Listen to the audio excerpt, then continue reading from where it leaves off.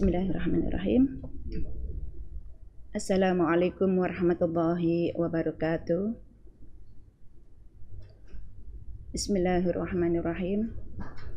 Alhamdulillahirabbil alamin.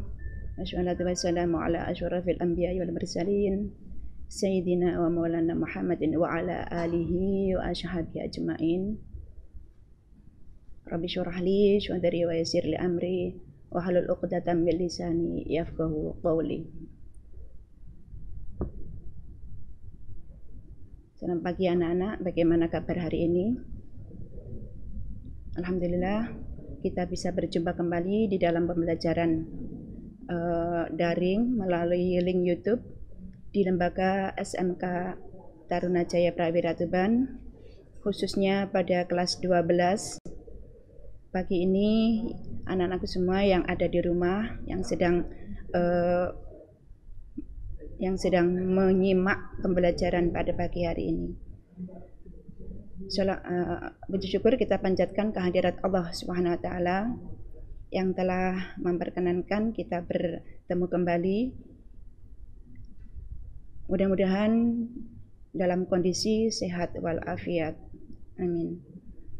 Salawat serta salam kita sanjungkan keharibaan beliau Rasulullah Sallallahu Alaihi Wasallam yang telah menuntun kita ke jalan yang benar, yaitu ad-dinul Islam. Mudah-mudahan nanti di yaumul qiyamah, di akhirnya nanti insyaallah kita mendapatkan syafaatnya. Amin. Anak-anakku semuanya, alhamdulillah kita sudah memasuki pertemuan yang ke-8. Sekarang kita sudah masuk bab 10 yang membahas tentang memahami syariat waris di dalam Islam. Ini membahas masalah ilmu fikih, ya, khususnya pada masalah masalah faraid yang membahas masalah ilmu mawaris. Sebelumnya, kompetensi dasarnya adalah meyakini kebenaran ketentuan waris berdasarkan syariat Islam. Kemudian, peduli kepada orang lain sebagai cerminan pelaksanaan ketentuan waris di dalam Islam. Mengevaluasi ketentuan waris di dalam Islam, itu adalah yang kita bahas pada pagi hari ini. Kita mulai ya, bismillahirrahmanirrahim. Islam adalah agama universal. Ya, universal itu menyeluruh. Artinya, agama Islam mengatur seluruh aspek kehidupan manusia, baik yang berkaitan dengan diri sendiri dan yang berkaitan dengan kehidupan sosial lainnya. Hal ini karena jika tidak ada syariat agama yang mengatur, maka tidak akan ada batasan bagi manusia dalam berbuat keburukan. Sudah kita ketahui selama ini ya, meskipun syariat sudah ditetapkan, masih saja manusia itu melanggarnya. Apalagi jika tidak ada syariat, maka hancurlah kehidupan di muka bumi ini. Salah satu syariat yang ada di dalam ajaran Islam adalah ketentuan mawaris, warisan ya. Dalam pembagian warisan, seringkali terjadi adanya konflik di antara keluarga karena berebut harta yang lebih banyak. Oleh karena itu, Islam mengatur hal tersebut untuk mengantisipasi adanya konflik-konflik yang terjadi. Untuk mengetahui tata cara pembagian yang benar, ya, sesuai dengan syariat Islam, maka kita akan mempelajarinya ketentuan mawaris. Ya, diperhatikan ya anak-anak, ini penting sekali buat kalian ke depannya, supaya tidak terjadi hal-hal yang tidak diinginkan ya. Kita awali definisi mawaris. Secara bahasa, mawaris adalah isim jamak dari miras yang artinya perpindahan sesuatu dari seorang kepada orang lain. Adapun secara istilahnya, definisi mawaris menurut fuqaha adalah hal berpindahnya hak dan kewajiban terkait kekayaan orang yang telah meninggal kepada orang yang masih hidup. Mawaris juga dikenal dengan nama al-faraid. Al-faraid itu ilmu yang mempelajari tentang mawaris ya, yang punya arti kadar bagian yang pasti atau hal pembagian yang pasti. Disebut dengan faraid karena dalam pembagian harta warisan telah ditentukan siapa saja yang berhak menerima warisan. Kemudian yang tidak berhak, kemudian jumlah atau kadarnya yang akan diterima oleh ahli waris yang sudah ditentukan di dalam hukum agama. Hal ini dijelaskan di dalam surah An-Nisa ayat 11. Bismillahirrahmanirrahim. La tadruna ayyuhum aqrabu lakum naf'ah fariidatan minallah innallaha kana 'aliman hakimah. Artinya, kamu tidak mengetahui siapa di antara mereka yang lebih dekat atau banyak manfaatnya bagimu. Ini adalah ketetapan dari Allah. Sesungguhnya Allah Maha mengetahui lagi Maha bijaksana. Nah, tujuannya apa? Ya, adanya tujuan dari mawaris ini. Tujuan dari ilmu mawaris atau ilmu faraid adalah sebagaimana isi kandungan di dalam surah Al-Baqarah ayat 188, insyaallah berbunyi Bismillahirrahmanirrahim. Wala ta'kulu amwalakum bainakum bil batili wa tudlu biha ilal hukami litakulu fariqum min amwalin nasi bil ithmi wa antum ta'lamun. Artinya, dan janganlah sebagian kalian memakan harta sebagian yang lain di antara kalian dengan jalan yang batil. Batil itu tidak benar. Dan janganlah kalian membawa urusan harta itu kepada hakim supaya kalian dapat memakan sebagian dari harta benda orang lain itu dengan jalan atau berbuat dosa. Padahal kalian mengetahuinya. Loh, ini sudah dijelaskan di dalam Al-Quran ketentuan-ketentuan seperti itu dan resiko dan lain sebagainya. Ya, sudah ada dalam Al-Quran. Berdasarkan ayat di atas dapat dirangkum 3 tujuan faraid sebagai berikut. Pertama, menyelamatkan harta peninggalan orang yang telah meninggal dunia dari tangan orang-orang yang tidak berhak menerimanya. Jadi kalau sudah hukum agama menentukan baik itu aturannya, kadar dan sebagainya, insya Allah harta itu tidak akan salah untuk dibagikan karena sudah ditentukan di dalam Al-Quran dan ada di dalam ilmu fikih. Kemudian kedua, mencegah terjadinya pengambilan harta orang lain dengan cara tidak halal. Ini biasanya berebut ini, ya di masyarakat yang awam biasanya ini ya saling berebut di dalam pembagian harta waris. Kemudian 3, menjaga harta anak yatim. Kalau kebetulan anaknya masih kecil, nah ini harus benar-benar kita perhatikan. Di situ kalau seandainya yang meninggal adalah ayahnya, otomatis anak-anak itu adalah anak yatim. Ini banget untuk kita jaga sepenuhnya supaya tidak salah dalam penerapan. Di dalam hadis dijelaskan, ya ini merupakan dalil akli ya. Ta'allamul fara'idha wa 'allamul hannas fa innahu nisful 'ilmi wa huwa yunsa wa huwa awwal syai'in yunza'u min ummati. Ya. Rawahu Ibnu Majah ya. Darqutni. Pelajarilah faraid dan ajarkanlah kepada manusia karena faraid adalah separuh dari ilmu dan akan dilupakan. Faraid adalah ilmu yang pertama kali dicabut dari umatku. Maksudnya itu seperti ini. Ilmu faraid atau pembagian harta warisan ini hukumnya adalah fardhu kifayah. Fardhu kifayah itu bisa dikategorikan istilahnya ibadah yang apa ya, yang bisa diwakilkan ya, ibadah yang bisa diwakilkan.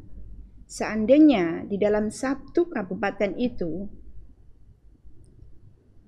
sudah ada yang mempelajari, dalam hal ini adalah dari instansi pengadilan agama, itu para hakim ya ditunjuk untuk mempelajarinya ilmu faraid, ilmu pembagian harta warisan.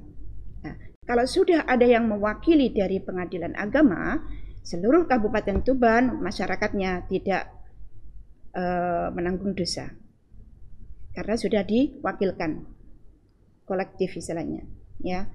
Namun kalau seandainya dalam sekabupaten itu tidak ada yang satupun mempelajarinya, berarti seluruh masyarakat Kabupaten Tuban itu misalnya yang ada di Tuban itu semuanya menanggung dosanya.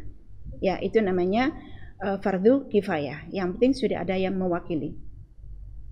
Ya, karena memang yang ditunjuk untuk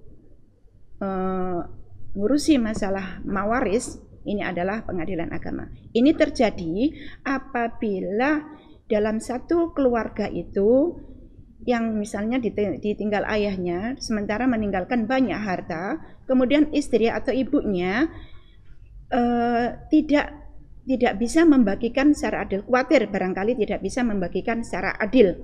Nah, itu bisa diserahkan ke pengadilan agama.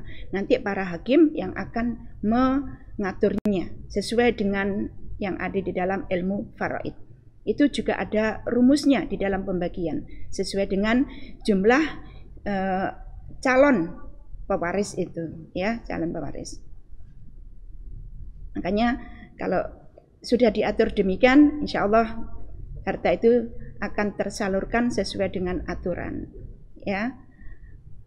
Ini jarang sekali orang yang bisa belajar untuk itu karena ini memang tidak sama, karena itu tergantung dari kondisi pewaris yang ada dalam keluarga tersebut. Kalau banyak ya harus dibagi rata, kalau sedikit ya nanti juga ada aturannya. Yang penting di dalam anak itu laki-laki dan perempuan itu berbeda, ya. Kita lanjutkan ketentuan tentang waris, ya. Ketentuan warisan sebelum dibagikan. Nah, ini penting sekali buat kalian semuanya nih. Sebelum harta warisan dibagikan kepada ahli waris, hendaknya dikurangi dengan biaya-biaya pengurusan jenazahnya, ya, dan kewajiban lain yang belum sempat ditunaikan oleh orang yang telah meninggal tersebut. Harta warisan baru boleh dibagikan setelah kewajiban itu terpenuhi. Ya, misalnya membayar zakat apabila sudah mencapai nisab. Nisab itu sudah mencapai 1 tahun dan harta itu belum dizakati. Ini barangkali misalnya ini yang meninggal adalah ayahnya, sementara ayahnya menyimpan banyak harta dan itu belum sempat dizakati. Nah, ini harus keluarganya sebagai calon pewaris itu harus membayarkan zakat tersebut, ya. Kemudian biaya membayar utang apabila jenazahnya memiliki hutang. Masya Allah, masalah hutang ini sampai akhirat loh ya ditagih. Jadi makanya jangan sampai kita dalam kondisi meninggal tapi masih ada tanggungan hutang. Naudzubillah, ya, naudzubillah. Makanya kalau misalnya kita secara diam-diam hutang kepada orang lain sementara keluarga atau ahli warisnya itu tidak mengetahui sekali, ya resiko bagi orang yang meninggal tersebut. Makanya kita harus transparan di dalam keluarga, harus kita kita jujur, ya, supaya menjaga kemungkinan yang akan terjadi seperti itu, ya, barangkali tidak akan terjadi. Makanya harus hati-hati, kita harus jujur sama keluarga supaya nantinya kalau sewaktu-waktu Allah sudah memanggil menghendaki kita untuk meninggal, insya Allah aman dan tidak ada tanggungan apapun, ya. Baik itu hutang harta atau hutang janji atau mungkin hutang puasa sekalipun. Nah, ini hati-hati, kita harus benar-benar menuntaskan sebelum kita meninggal, masya Allah, ya. Kemudian melaksanakan wasiat. Nah, wasiat ini boleh dilaksanakan oleh ahli warisnya, ya, apabila ketentuannya itu kurang maksimal 1/3 dari harta yang ditinggal tersebut. Tapi kalau sudah melebihi dari 1/3-nya itu tidak usah dilaksanakan, tidak masalah. Karena memang nggak cukup ya nanti, ya. Tapi kalau minimal itu 1/3 atau maksimal 1/3-nya itu baru boleh, ya, baru boleh dilaksanakan. Kemudian biaya perawatan waktu sakit. Nah, Ya, waktu sakit ini kalau misalnya sakitnya 3 hari 2 hari dan itu membutuhkan biaya banyak, ya itu kemudian meninggal. Nah, itu untuk biaya semuanya itu bisa diambilkan dari harta peninggalan yang meninggal tersebut. Ya. Kemudian biaya pengurusan jenazah, misalnya membelikan kafan, pamkali dan sebagainya yang ada kaitannya dengan masalah kepengurusan jenazah. Ya, jadi semuanya ini harus dituntaskan terlebih dahulu. Ya, dituntaskan. Barangkali ada keinginan dari keluarga itu menginginkan ya ngaji atau tahlilan sampai dari 3 hari, 7 hari, 40, 100 harinya, bahkan mungkin 1000 harinya, atau bisa mungkin ya setahun sekali. Itu istilah kalau orang ulama, kalau apa ini syekh itu tuh, atau orang para alim ulama itu namanya apa istilahnya haul ya, itu ulang tahun kematian gitu. Boleh silakan, itu haknya mereka yang apa ini keluarga dari yang meninggal tersebut, silakan. Seandainya tidak usah ngaji bagaimana, ya tidak masalah, monggo silakan, itu hak mereka. Cuman tetap kita mendoakan kepada orang yang sudah meninggal ya, tetap kita doakan. Jadi intinya dari pembagian warisan ini jangan dibagikan dulu sebelum kita menuntaskan semua tanggungan dari orang yang meninggal tersebut. Ya, tunggulah setahun atau berapa itu baru dibagikan. Jangan jenazah baru dimakamkan 3 harinya sudah anak-anaknya atau mungkin ahli warisnya yang lain kumpul kemudian membahas masalah pembagian. Jangan sampai seperti itu, kasihan yang meninggal ya.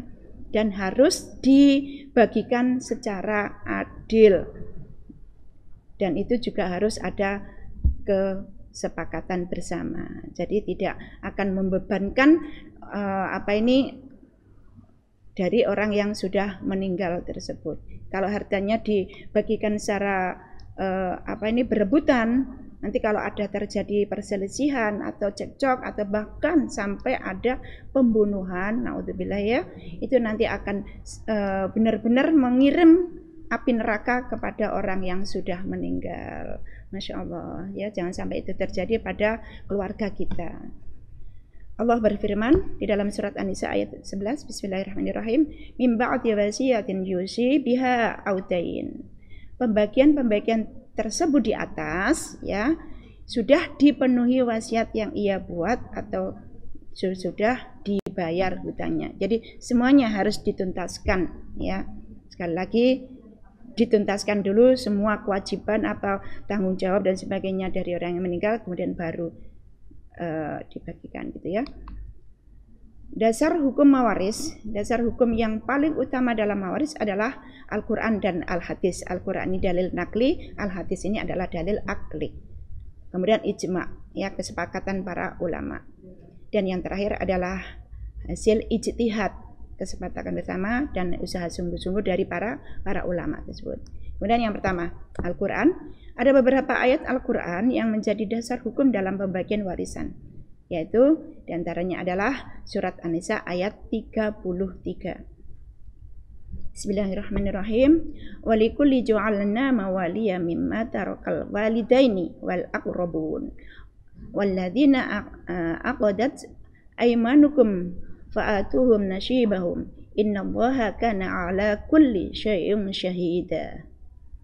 Tiap-tiap harta peninggalan dari harta yang ditinggalkan ibu bapak dan karib kerabat kami jadikan pewaris-pewarisnya, dan jika ada orang-orang yang kalian telah bersumpah setia dengan mereka, maka berilah kepada mereka bagiannya. Sesungguhnya Allah menyaksikan segala sesuatunya. Ya, pembagian warisan ini tidak lepas dari pantauan Gusti Allah ya. Kemudian 2, ahli waris. Dalam ilmu mawaris ya, ahli waris dibagi menjadi 2 bagian, yaitu ahli waris laki-laki dan perempuan. Kalau laki-laki ya, ini ahli waris yang laki-laki. Berikut ahli waris laki-laki yang telah ditentukan. Jika semua ahli waris berikut ada, yang berhak menerima warisan adalah anak laki-laki, bapak dan suami, ya. Kemudian 2 anak laki-laki, jelas itu ya. Kemudian 3 cucu laki-laki. Cucu laki-laki ini dari anak laki-lakinya itu. Dan terus ke bawah, ya, asal pertaliannya terus laki-laki. Kemudian 4 bapak dapat ya. Kemudian 5 kakek, bapak dari bapak tersebut, ya, orang tua kandung dari bapak tersebut. Kemudian 6 saudara laki-laki sekandung. Kemudian saudara laki-laki sebapak, saudara laki-laki seibu. Kemudian anak laki-laki dari saudara laki-laki sekandung, berarti sama bapaknya sama ibunya. Kemudian anak laki-laki dari saudara laki-laki sebapak. Oh ya, paman yang sekandung dengan bapak, ya, bisa jadi om atau pak pohnya, yaitu. Kemudian anak laki-laki dari paman yang sekandung dengan bapak, dapat itu pamannya, anak dari pamannya. Yang penting laki-laki. Anak laki-laki dari paman yang sebapak. Kemudian suami. Kemudian yang terakhir adalah laki-laki yang meneruskan si pewaris, ya, yang meneruskan masalah pewaris itu. Kemudian ahli waris yang perempuan. Nah, perempuan ini dapat ya. Jadi intinya itu ibaratnya laki-laki 1, kemudian perempuannya itu adalah separuhnya gitu. Dan yang pertama adalah anak perempuan, kedua cucu perempuan.